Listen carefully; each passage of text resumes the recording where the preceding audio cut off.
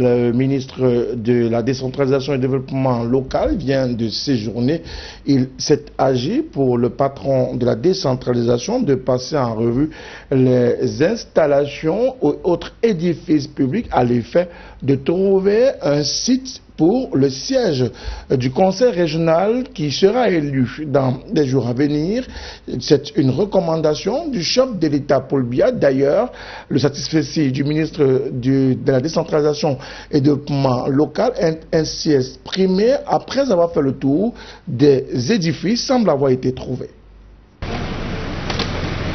Sur le théâtre des opérations au nord du Cameroun, le ministre de la décentralisation et du développement local a passé en revue les chantiers en cours de construction, ou mieux les édifices déjà établis, servant pour les services déconcentrés et bientôt décentralisés de l'administration et des collectivités territoriales décentralisées. Dans ce tour du propriétaire, qui parachève par ailleurs sa visite de terrain dans le nord du Cameroun, Georges Olanga Obam a visité la délégation régionale de la communication, la direction régionale du FEICOM, le fonds spécial d'intervention et d'équipement intercommunal, l'agence de régulation des télécommunications, le futur bâtiment devant abriter le conseil régional du Nord et la salle des fêtes de Garoua.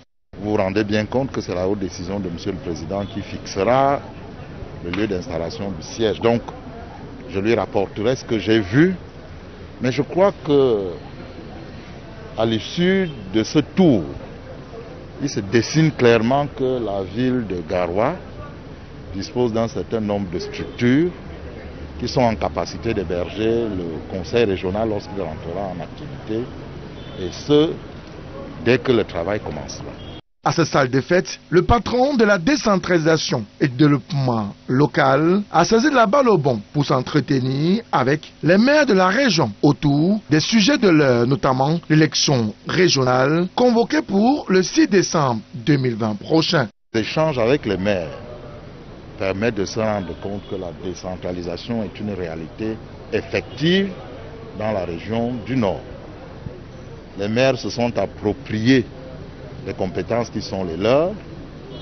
Ils sont conscients des difficultés que l'État a à mettre à leur disposition les ressources, j'entends financières, matérielles et humaines, mais travaillent dans la perspective de ce que le président veut que notre décentralisation soit, c'est-à-dire des collectivités capables d'assurer les services essentiels qui permettent que nos concitoyens soient satisfaits pour les petites choses, comme nous les appelons, nous, au ministère de la décentralisation, dont ils ont besoin.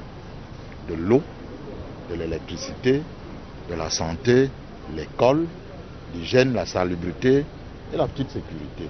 Un périple fort évocateur qui permet ainsi de consacrer la volonté des pouvoirs publics à parachever le processus de décentralisation qui du reste est vivement attendu pour l'amélioration du cadre et des conditions de vie des populations.